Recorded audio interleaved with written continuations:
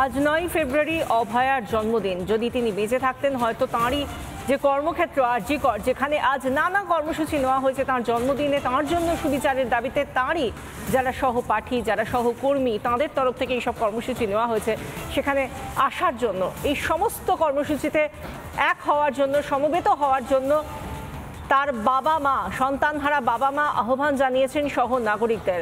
আর সেই জায়গা থেকে আজ এই জন্মদিনে একরাশ হাহাকার নিয়ে মানুষও পথে নামছেন। আরজিকর থেকে একাধিক যেখানে কর্মসূচি রয়েছে সেখান থেকে রয়েছেন আমাদের দুই প্রতিনিধি, রয়েছেন আমাদের সঙ্গে আরজিকর হাসপাতাল চত্বর থেকে আমাদের প্রতিনিধি পিউ, সঙ্গে রয়েছেন ভাস্করও। আমি প্রথমে পিউয়ের কাছে আসবো। পিউ, আমরা দেখেছিলাম অভয়ার একটি প্রতীকী মূর্তিও তৈরি হয়েছিল যার নাম দেওয়া হয়েছিল ক্রাই অফ দ্য আওয়ার। সেখান থেকে আজকে বেশ কিছু কর্মসূচি শুরু হওয়ার কথা রয়েছে আরজিকর থেকেই। আজকে এই মুহূর্তে দাঁড়িয়ে সেই সমস্ত কর্মসূচির প্রস্তুতি কতদূর?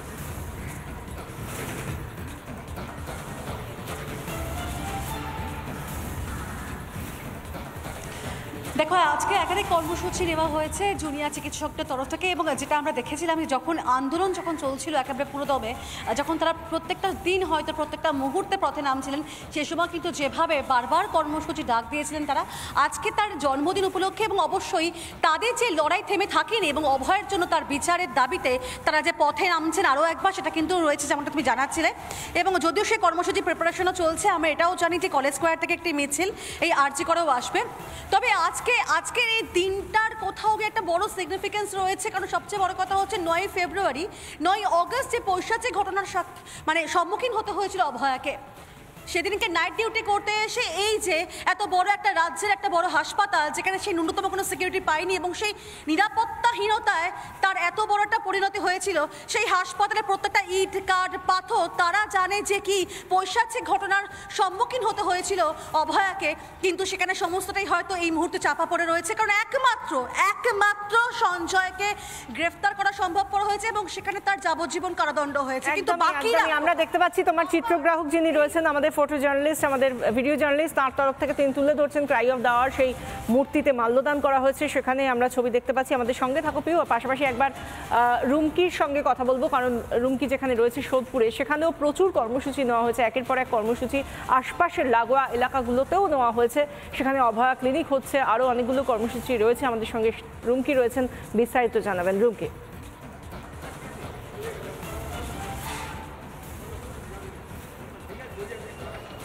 দেখো বিশাখা, এই মুহূর্তে আমি সোদপুরে রয়েছি, মহেন্দ্রনগর, যেখানে অভয়া ক্লিনিক খোলা হয়েছে। 10টা থেকে 1টা পর্যন্ত হওয়ার কথা থাকলেও 1টা বেজে গিয়েছে, এখনও কিন্তু লাইনটা দীর্ঘ। এই ছবিটা দেখানোর চেষ্টা করব। অভয়া ক্লিনিকে কিঞ্জল নন্দ থেকে শুরু করে দেবাশিস হালদার, যারা প্রথম সারির জুনিয়র চিকিৎসক, যারা আন্দোলন করেছিলেন, এই আন্দোলনের মুখ তারা কিন্তু চিকিৎসা করছেন এবং তাদেরকে কিন্তু একে একে যারা যারা যারা দেখাতে এসছেন তারা দেখাচ্ছেন, এবং তার সঙ্গে যে গাছের চারা বিতরণ, সেই গাছের চারা বিতরণও কিন্তু হচ্ছে। তুমি সেই লম্বা লাইন দেখতে পাচ্ছ। এই মুহূর্তে প্রচুর মানুষ তারা কিন্তু এই মুহূর্তে চিকিৎসা করাতে এসেছেন এবং অবশ্যই তারা মেডিসিন দিচ্ছেন, যে যতটা সম্ভব মেডিসিন তারা দিচ্ছেন। এই মুহূর্তে একজন বয়স্ক মহিলা, তিনি এসেছেন এই অভয়া ক্লিনিকে চিকিৎসার জন্য এবং তাকে একটি চারা বিতরণ করা হয়েছে। মা, আপনি এখানে থাকেন?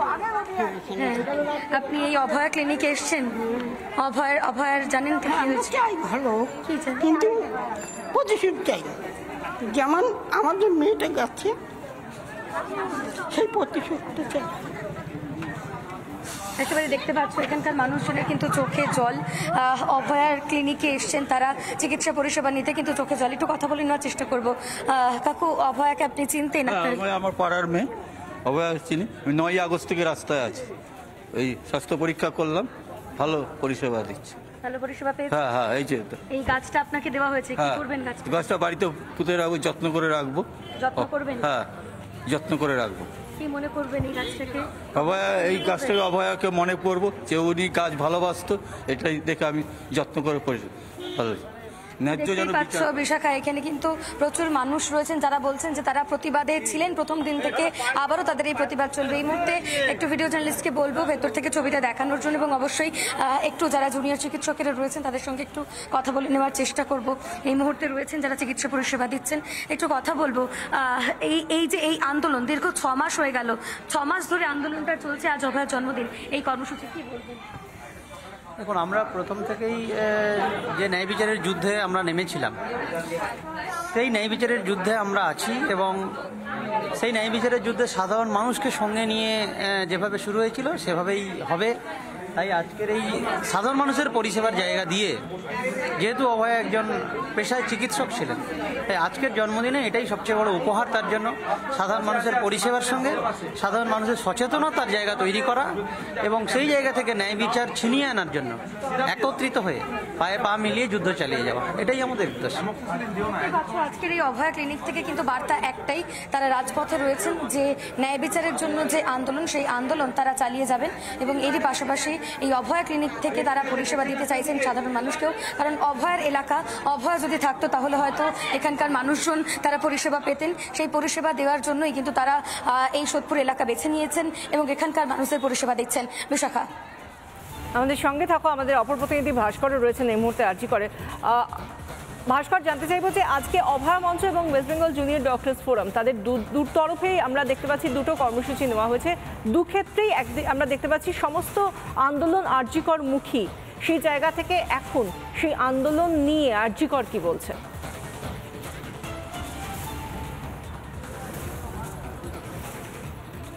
একদমই, দেখো বিশাখা, কার্যত আর কিছুক্ষণ পর থেকেই যে সমস্ত সহনাগরিকেরা বা যে সমস্ত চিকিৎসকেরা যারা এখনও অভয়া ন্যায় বিচারের দাবিতে লাগাতার সরব হয়ে রয়েছেন, তারা আরজি করে আসবেন। আরজি করে হয়তো বা আজকের দিনে দাঁড়িয়ে এইভাবে তাদেরকে আসতে হতো না যদি 9ই আগস্ট অভয়ার ধর্ষণ করে খুন করা দেহটা এই চেস্ট মেডিসিন যে বিভাগের যে সেমিনার হল, সেই সেমিনার হল থেকে উদ্ধার করা না হতো। এবং নিঃসন্দেহে দাঁড়িয়ে এই যে এমার্জেন্সি বিল্ডিং, এই বিল্ডিংয়েই চেস্ট মেডিসিন বিভাগ, আর সেখানেই পিজিটি হিসাবে কর্মরতা ছিলেন অভয়া, যাকে ধর্ষণ করে খুন করা হয়েছে। আজকে যার জন্মদিন, মানে ক্যালেন্ডারের নিয়মে জন্মদিন, কিন্তু তিনি আজকে তো আমাদের মধ্যে আর নেই। এবং সেই জায়গা থেকে দাঁড়িয়ে কোথাও একটা শূন্যতা গ্রাস করছে গোটা আরজিকর মেডিকেল কলেজ এবং সার্বিকভাবে রাজ্যের স্বাস্থ্য ব্যবস্থাকে। সহনাগরিকেরা, জুনিয়র ডক্টরস ফ্রন্ট বা অন্য যে সমস্ত চিকিৎসক সংগঠনগুলি রয়েছে, তাদের তরফ থেকে আরজি করে আসার আহ্বান জানানো হয়েছে। অভয়ার পরিবারের তরফ থেকেও কিন্তু পথে নামার যে আবেদন, সেই আবেদন জানানো হয়েছে।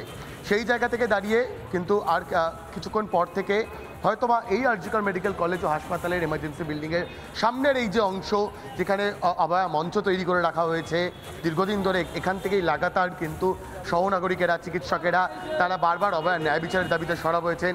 একবার ছবিটা দেখানোর জন্য বলবো ওয়াসিমকে, ওয়াসিম একটু ছবিটা দেখাও। এখনও অবধি কিন্তু বিচার চাই, উই ওয়ান্ট জাস্টিস, এই যে ব্যানার বা সেই যে বার্তা, সেই বার্তা দেওয়া হচ্ছে, সেই বার্তা দেওয়া রয়েছে।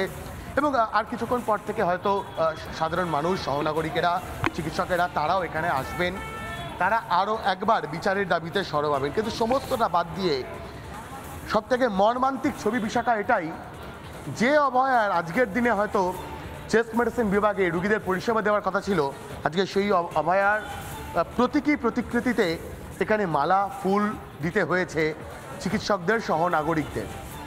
এবং নিঃসন্দেহে দাঁড়িয়ে এখনও অবধি সহনাগরিকেরা, চিকিৎসকেরা তারা লাগাতার বলছেন, অভয়ার পরিবারের সদস্যরা বলছেন বিচার এখনও হয়নি, এখনও তারা বিচারের দাবিতে রাজপথে নামছেন। কোথাও মৌন মিছিল হচ্ছে, কোথাও বা সহনাগরিকেরা আবারও পথে নামছেন।